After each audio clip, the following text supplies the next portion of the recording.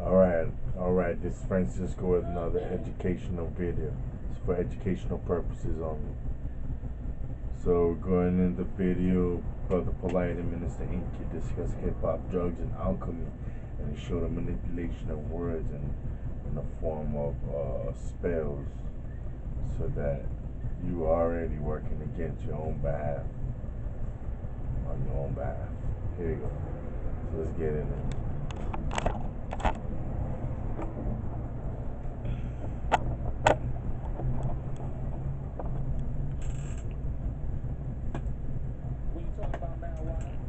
However, your approach towards taking a thing has to be predicated upon what your body can endure and in what intervals. And that's where we have to talk about abuse again. Are you just taking the drug just to feel alright, or are you taking the drug to transcend a certain experience to engage or embark upon another one? So for me, I'm very iffy about the drugs that people are using, but I'm using things like Capadula, Cheney root, granny back. Whoa. You're using the herbs, baby. You're using the herbs. Nah, don't worry, I got you. You're using the herbs. Yeah. But as far as memory is concerned, and things of that nature, I'm using Capadula, Cheney root, granny back, monkey ladder, Mberka. I'ma stop. But just understand, just take note. Disclaimer. Just take note that these are the things that I'm using to enhance. No, tell them how you prepare it and do it. Enhance my memory. Because now you done told them the herbs. Tell them how to do it. All right. Well, these are things that look like pieces of wood. Capadula, granny back, monkey ladder, Cheney root, sarsaparilla, sometimes strong back. But that's for some nigga operations sometimes, for the black power. And then the thing is, what you got to understand is that, you out? Oh, what you got to understand is that the sarsaparilla that they normally selling you, these little sticks, real sarsaparilla, you could break it, and they look like it's bleeding right in the center. You could chew the inside of the bark. But you're going to boil these pieces of wood for hours. And then you're going to consume it like a tea. You can sweeten it with some stevia, maybe. But the point of the matter is, I use these herbs to make sure I can commit things to memory. So I guess I'm using drugs, and I'm gonna tell you this. So I use these herbs, namely Capadula, Cheney root, monkey back, monkey ladder, granny back. These are all herbs. Sarsaparilla. These are herbs that I'm using for the sake of committing things to memory in the manner in which I do. So if this is scholarship, right, or these debates was controlled by the white man, guess what would happen? What he find, I'm gonna let this truck go by. And this is what I mean by the implication of the word drug. If our debates was sport that was facilitated by the white man, he'd be checking my urine for Capadula, Cheney root, monkey ladder, granny back, sarsaparilla, and he'll then make it illegal because he'll say, yo, you whipping white boys out, pause, so badly in academia that what we're gonna have to start doing is labeling this a sports enhancement drug or performance enhancement drug. Because this is not fair that when you use it, it has this effect on you, but when they use it, it may not. And this is another thing you have to understand. The herbs that correspond with the environment that you are indigenous to are for you exclusively. That's important. So some medicine affects people better than others, and that's for a reason. And that is exactly that's a nice alley-oop from my brother right there. That's right there, John Stockton in the clutch. I know that was an alley. That's exactly what I want to deal with. And I'm going to give y'all a small little treat from August 2nd, right? This is going to be in a featured PDF and in the book we release. The effect, the importance of sugar and melanin, the relationship between sugar and melanin.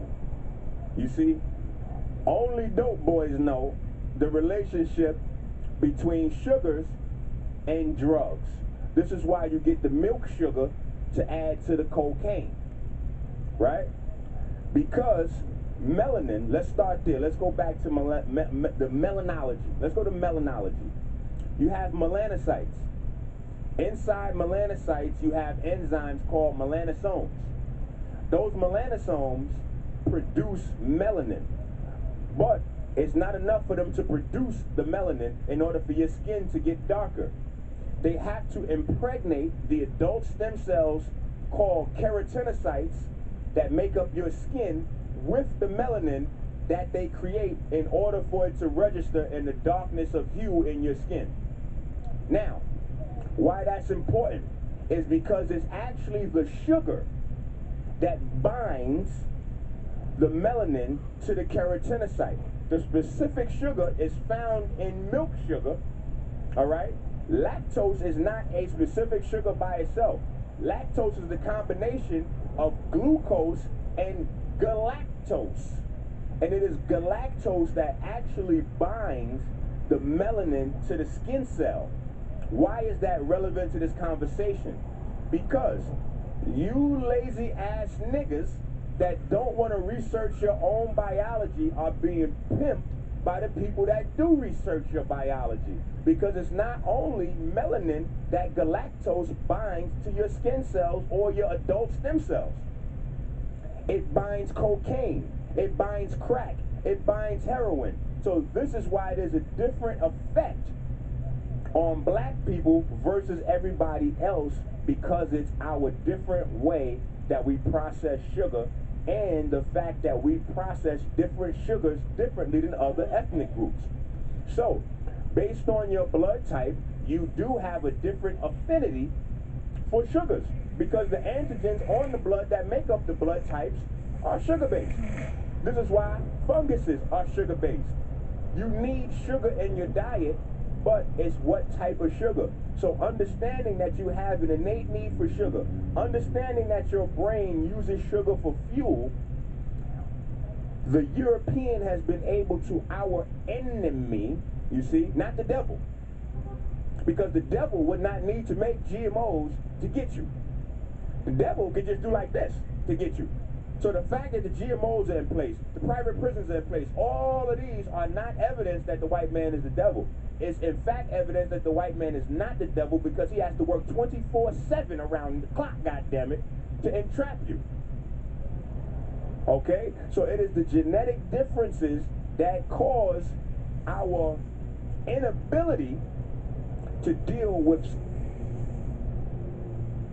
It's the Nissan Summer Sales Event at Tony Nissan. The 2017s are rolling in. Time for giant discounts on new 2016 Nissan models at Tony Nissan. Drive a brand new 2016 Versa Note SV Automatic, AC, Bluetooth, remote keyless entry, and much more. Now only $14,777. 0% financing on 2016 Frontier. Inability to deal.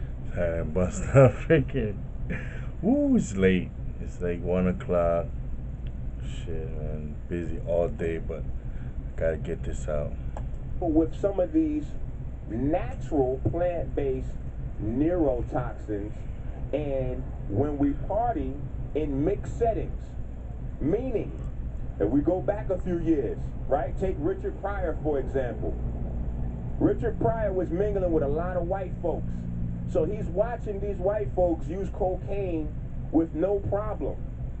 So he thought he could do it with no problem. Your genetics is not the same. The cocaine does not bind to pheomelanin. Crack does not bind to pheomelanin. So they're not going to have the same level of addiction as you do. This is how they target specific ethnic groups. And this is why they're not worried about releasing things in the general public, because it's not going to affect everybody the same way. So they can give cocaine to everybody, but it's only going to cripple the black community. Now, what does affect, even in the case of alcohol, like, right?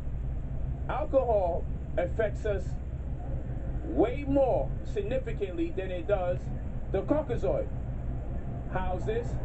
Because we know that their composition is made up of more sulfite in contrast to the selenium that we're mostly made up of. So that sulfite is in harmony with that alcohol that they pumping into the community, because if you look on the back of the alcohol contents, you'll see sulfite there. which is used to fuel rocket ships. And they're feeding this to us in our community throughout. But you'll find that the average Caucasoid can consume truckloads of alcohol and call it being buzzed. Us, Right there, this is key. Gotta listen to this. we be dragged out the club, starting fights, chips. And they're feeding this to us in our community throughout. But you'll find that the average Caucasoid can consume truckloads of alcohol and call it being buzzed. Us, we be dragged out the club, starting fights. You know, they can, we going down. They can consume way more alcohol before they are impacted to the degree of intoxication. These are all, there's scientific reasons to all these things. Meanwhile, and science is all predicated upon observation. Meanwhile, most of us are not paying attention and saying, how come white folks are downing all these drinks to the point they have on beer hats? They drinking through 2 straws. They're like, yeah. And they go out and play sports right after that. Meanwhile, we can barely be on our tubes. We're slurring. They're not slurring. These guys, the next day almost crippled. not knowing how we got there in the first place. So what I'm telling you guys is, drugs and alcohol, these are 2 things, or those narcotics that they're pumping into the community. They are designed to destroy us. Even PCP. What does PCP or angel dust and all this other shit, what does it attack? It attacks the brainstem. It attacks the brainstem. And it's funny they would call it angel dust because it's almost like they're reducing the angels to dust or reducing your ability to receive messages. Wait, let me go in. Because angel means messenger. So it's like they're diffusing the ability for you to receive messages from somewhere. What does this mean? The first 2 places that get attacked when you're using these hard drugs and narcotics is the brainstem and the mammalian brain. The mammalian brain has what's called amygdala in there, which corresponds with your fear or your response to fear. Your frontal cortex, which is just above your eyes, is your human brain, so to speak, what they call it, and that deals with your logic. Your amygdala, that's in the second oldest part of your brain, next to the oldest, which is the brainstem, which is what they call the reptilian brain, the limbic system. Inside the limbic system is the amygdala, and that is interconnected. It's the most interconnected part of the brain with all the other parts of the brain, which deals with your interpretation of fear. This means that you resonate with fear quicker than logic. Logic deals with patience and understanding and previous knowledge. Fear is more spontaneous and it arrives quicker than anything else. Why is this important? Because when you take these hard drugs, the first thing that happens to Negroes is they get paranoid. Massive paranoia. And that's part of the implications of fear. Because fear is the first thing that resonates with the human mind if it hasn't been edified or based on that experience that's being felt. So fear registers first or resonates first. If one has the patience to be calm, then logic will set in via the frontal cortex. But remember, the most interconnected part of the brain is the amygdala within the confines of the limbic system, also known as the mammal brain, which is why when you take hard drugs or narcotics, that shit is eating away at the part of your brain, and that's why you find some people get violent, because they might lose concept of intellectual fear. So they don't even care about the implications of hitting someone that may hit them back. Or they get paranoid and think people are scheming on them or think someone's talking about them. So you got to take into consideration these drugs are designed to create contentions amongst us, because guess what? If I'm with my homie and I think my homie wants to deal with my wife on the side and he's drinking and I'm drinking, we'll get paranoid. And now I start seeing and hearing things that come from my reservations and is brought to the forefront. It's all culminated for this one experience called intoxication. And now I'm turning on my that no one wants to deal with once you start drinking, because the part of your brain is attacking. But understand that this is the criteria for destroying the black race.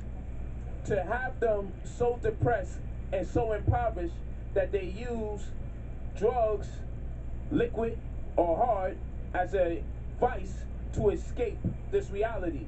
And because they're using it as a vice, it would not reap them or yield them the benefits that it would be able to do had they not abused it, because they're using it as a vice as opposed to a strategy being employed for the purposes of elevating or transcending this human experience. So again, drugs is a tricky word because the people that's calling them drugs are giving you far worse shit that's making you grow titties later on in the future, and that was illegal and sold over the counter. So what is that? If that is not, if those are not the drugs, and the stuff that people are taking on the streets is not having them grow breasts, it's not having them hear things, it's not stopping their heart or causing painful erection, nausea, dry mouth, and all those other things. Like, yo, seriously, like, but the marijuana is the drug. So though I don't smoke it, I'm standing up for my brothers that's doing those, using those herbs, and I'm saying don't abuse it. And if you're going to use it, understand how much to drink if you're going to drink and smoke. Understand that you should probably smoke first and then drink. Understand that you should probably, like, if you're going to drink and smoke, try to smoke first and then drink. Because if you drink first, that beautiful thing that marijuana is made up of, what's the acronym? Is it THC? No, it's hydrocannabinol. TDC. That thing that the marijuana is made up of, what happens is marijuana has a anti-anemic effect. So this means that when you smoke marijuana, you're least likely to throw up based on your body's level of criteria for when it's time to throw up. Why is this important? Because if you drink first and then smoke, let's say your limit is probably 4 shots. Let's say at 4 shots you throw up. There's a reason why at 4 shots you throw up. That's as much as your body can possibly take, and it says we gotta get this shit the fuck out of here or something goes wrong, like passing out. Now let's say you take 3 shots and you know, well, fuck it, I'm not doing no more. Now you start smoking marijuana, and that TDC gets absorbed quicker into the bloodstream when you got alcohol in you. Now what happens is the marijuana creates a situation in you where you don't feel like throwing up.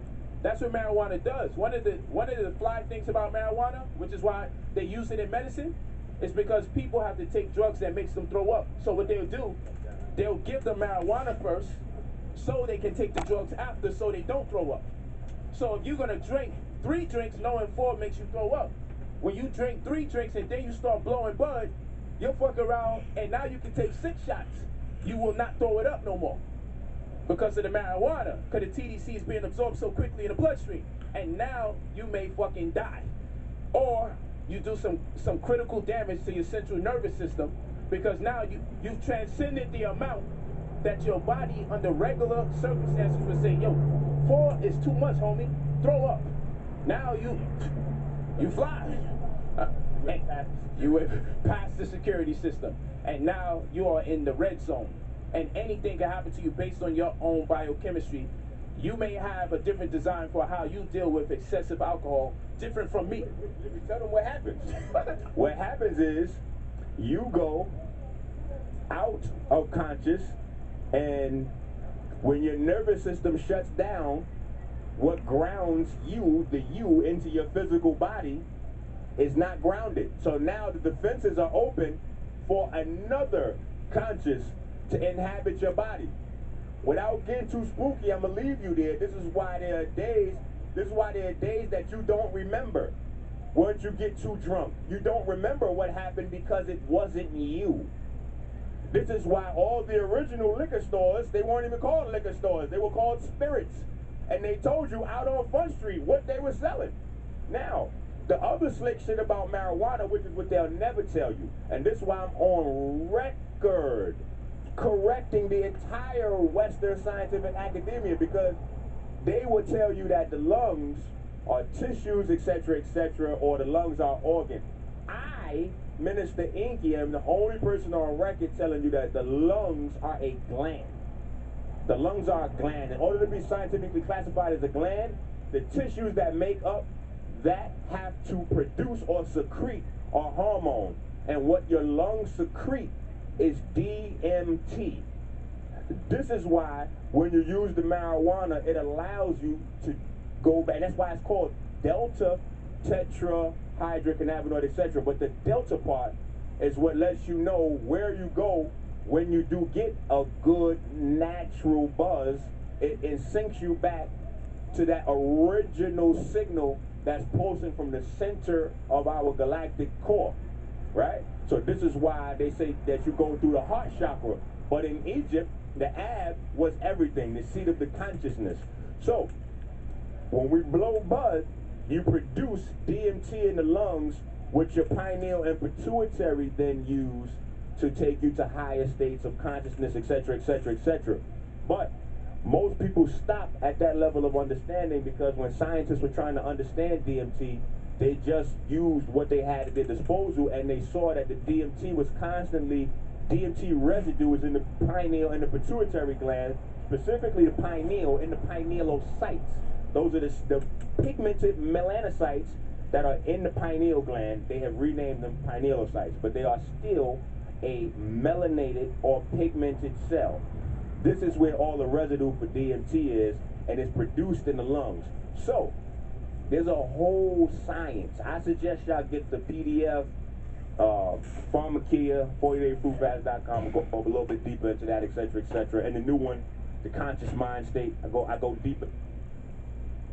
All right, so that was pretty interesting.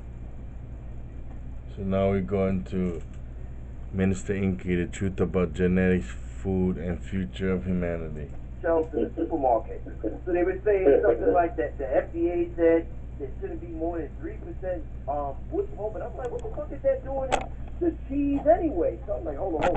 I'm like, what the hell are we becoming as a human race if we're going to eat wood pulp for 20 years thinking that it's cheese? So I'm saying to myself, I got to do a show with somebody dealing with the evolution of consciousness and the future of humankind. Where are we going to be at 30 years from now?